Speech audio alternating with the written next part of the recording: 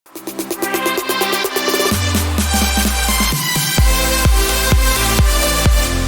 teman-teman, assalamualaikum warahmatullahi wabarakatuh. Ketemu lagi dengan Desmai di video yang ketiga. Nah teman-teman, video yang ketiga kita ngebahas tentang konten. Sebelumnya itu saya ada ngebahas satu video kan tentang konten, tapi saya lupa persisnya saya ngomongin apa. Intinya gini, kalau teman-teman sekarang udah menyadari nih pentingnya konten seperti apa, karena bukan sesuatu yang baru lagi, karena kita setiap bangun tidur pun gitu ya, saat kita sarapan kita udah konsumsi konten. Misalnya udah buka-buka Instagram, udah buka-buka TikTok ya kan, scroll lagi gitu ya. Nah itu kan sebenarnya kita sudah mengkonsumsi konten-konten yang kita suka, kita terhibur gitu ya, kita teredukasi dan segala macamnya. Saya ngerti mbak sekarang pentingnya konten gitu ya, apalagi untuk orang yang berbisnis. Permasalahannya adalah saya itu nggak pede mbak ngonten. Saya nggak bisa kayak mbak Desma gitu ya, ngomong di depan kamera terus kayak natap kamera. Saya nggak tahu siapa yang lihat saya gitu, saya nggak tahu muka saya seperti apa misalnya gitu, jadi saya nggak pede gitu ya. Oke, sekarang ada 3 tips buat teman-teman yang pengen belajar ngonten tapi nggak pede ngonten. Nah, kita langsung masuk ke videonya. Oke teman-teman, jadi konten itu ada banyak ya. Konten itu bukan berarti kayak kita harus muncul, harus tampak wajahnya gitu, enggak. Teman-teman tahu nggak di Instagram itu ada ya satu akun yang dia sebenarnya isi di dalam akun Instagram itu cuma tulisan doang ya, cuman gambar-gambar yang isinya tulisan-tulisan yang mungkin banyak relate ke orang-orang, sehingga orang mau follow dia sampai followernya sangat banyak gitu, ratus ribuan, tapi nggak pernah kelihatan gitu siapa sih yang membuat konten-konten di akun Instagramnya dia. Nah itu juga namanya konten teman-teman. Jadi bukan harus, kalau yang namanya konten itu bukan berarti kita harus muncul, harus kelihatan nih mukanya, harus cuap-cuap kayak gini, enggak. Konten ada banyak jenisnya. Jadi tinggal teman-teman sesuaikan aja. Teman-teman pengen memulai untuk belajar konten tuh dari mana? Misal kalau di Instagram dari bikin karosel gitu ya, sampai beberapa slide. Mungkin ada hal-hal yang teman-teman mau sharingkan, sehingga kalau itu relate dengan banyak orang, maka orang akan mengikuti teman-teman gitu. Ada juga yang bikin konten dengan cara menggabungkan beberapa video gitu ya, terus dia isi dengan voice over. Ya, teman-teman tahu dong voice over. Jadi video nanti dihilangin dulu suaranya semuanya gitu ya, gabung-gabungan itu hilangin dulu suaranya. Setelah itu baru isi dengan suara teman-teman, apa yang mau teman-teman ceritakan di video itu. Itu juga konten teman-teman. Ya, jadi konten tuh ada banyak macam jenisnya. Tinggal teman-teman mau menentukan yang sesuai dengan kepribadian teman-teman, kemampuan teman-teman yang mana. Itu dulu deh yang teman-teman harus sadarin.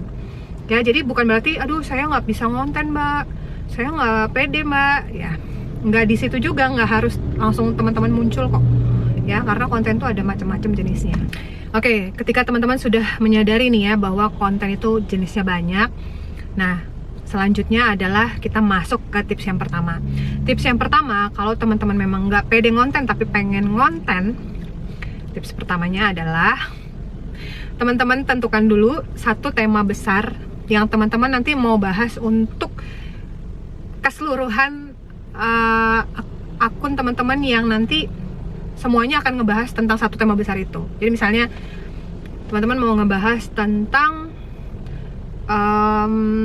ibu rumah tangga berbisnis misalnya gitu ya. Nah, atau ibu rumah tangga tapi punya penghasilan besar dari suatu bisnis. Itu satu tema besar kan. Nah, jadi nanti setiap konten-konten teman-teman adalah hal-hal yang berkaitan dengan tema besar yang sudah teman-teman tentukan. Selanjutnya, kalau sudah punya tema besar, teman-teman tinggal bikin tema-tema kecil yang nanti dijadikan video per video. Misal, kayak tadi, ibu rumah tangga punya penghasilan misalnya puluhan juta dari berbisnis. Nanti teman-teman bikin subtemanya kan. Subtemanya misalnya ibu rumah tangga mulai promosi misalnya dari sosial media.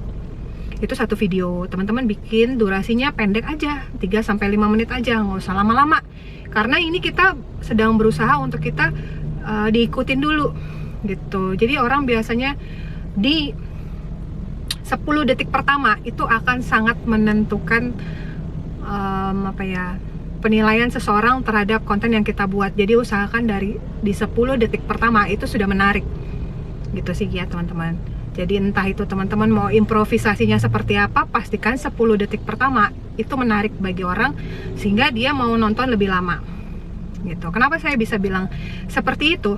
Karena kalau di TikTok itu teman-teman ya, 10 detik pertama ketika orang nonton video kita itu sudah terhitung 1 view ya, 1 view udah dihitung 1 view sama pihak TikTok gitu. Jadi usahakan awal video yang kita buat untuk konten itu di awal udah menarik gitu. Nah jadi seperti itu ya. Kalau teman-teman mau bikin video, tentukan dulu tema besarnya, habis itu dibagi ke subtema yang nanti jadi video per video. Nah ini memang sesuatu yang gak gampang ya kalau belum terbiasa bikin konten. Tapi kalau teman-teman mau pelajarin itu pasti bisa sih. Ya nggak ada yang nggak bisa asal mau dipelajarin. Terus yang kedua ya tipsnya, setelah teman-teman menentukan tema besar dan subtema, karena ini berkaitan dengan konten itu berarti kan salurannya untuk kita bisa menyampaikan konten kita ini udah pasti adalah platform sosial media. Jadi dari sekian banyak sosial media, entah itu Facebook, Instagram, YouTube, TikTok, segala macam gitu ya, teman-teman tentukan dulu platform utama mana yang teman-teman mau salurkan kontennya teman-teman ya. Kalau ditanya sama saya, Mbak, sekarang itu yang bagus apa ya gitu, platform yang paling bagus gitu untuk kita bisa bikin konten dan konten kita itu bisa dikonsumsi banyak orang. Kalau menurut saya sih ya, yang paling mudah gitu ya untuk kita menyalurkan konten kita untuk bisa dilihat banyak orang sekarang ini, yang paling gampang itu Facebook sama TikTok sih. Kalau Instagram tuh masih agak susah teman-teman. Saya sendiri juga masih mendapatkan reach yang banyak gitu ya. Ketika saya misalnya ngepost sesuatu di Instagram saya itu juga saya masih susah. Tapi kalau TikTok itu memang dibilang gampang banget sih, nggak juga, tergantung juga sih dari kontennya kita. Cuman dia itu nggak seribet, nggak sesusah Instagram gitu. Jadi kalaupun kita belum punya follower di TikTok kita gitu ya, tapi kalau konten kita itu bisa menarik ya, siapapun bisa lihat konten kita. Bahkan ya kalau saya sendiri, kalau teman-teman ada lihat, saya punya akun di TikTok ya, kalau teman-teman pernah lihat nih, akunnya namanya Proud to be Me. Itu saya bikin akun yang memang pribadi gitu ya, saya pengen konten aja sih kayak sebagai ibu rumah tangga. Saya nggak masukin di situ label saya sebagai leader MCI gitu ya, atau orang yang punya YouTube channel, saya nggak masukin situ. Jadi benar-benar di akun itu saya kayak jadi ibu rumah tangga aja. Nah waktu saya bikin itu saya belum punya follower teman-teman ya, waktu saya bikin akun Proud to be Me itu saya nggak punya follower. Begitu saya bikin gitu ya konten itu, dan itu iseng aja saya bikin di Alfamidi teman-teman. Cuman saya bikin konten yang relate gitu dengan masalah ibu rumah tangga, masalah keuangan gitu ya, dimana kayak uang suami itu kita takut pakainya kalau untuk kebutuhan keluarga kita dalam artian orang tua kita gitu, kita takut pakai. Nah ternyata teman saya bikin konten itu tuh malam ya, besok paginya teman-teman itu like-nya udah parah sih, udah sampai 200.000 like. Terus sampai sekarang itu komennya masih jalan, sampai 6.200 komen. Dan dalam seketika follower saya tuh, akun itu gitu ya, dalam satu hari itu jadi 1.500 follower. Bayangin aja ya. Jadi kalau kita bisa memang membuat konten yang walaupun kita nggak ngomong, kita nggak tunjukkan wajah kita, tapi itu relate dengan banyak orang, itu cepet banget viralnya ya. Itu tuh terbukti sendiri sih saya kalau di TikTok. Dan di Facebook saya rasa masih segampang itu juga, karena kalau di Facebook ya kayak orang masih banyak banget ya yang pakai Facebook, itu rata-rata orang tuh pakai Facebook semua.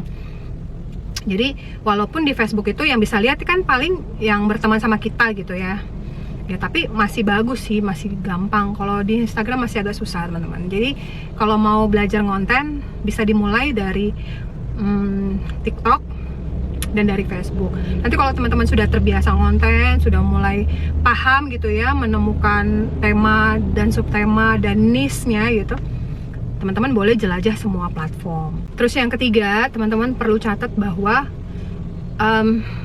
konten itu tidak diperuntukkan untuk kita mencari closingan ya. Jadi konten itu adalah bagaimana cara kita mempersuasi orang lain untuk mau mengenal kita, yang nanti kita bisa pengaruhi emosinya gitu loh teman-teman.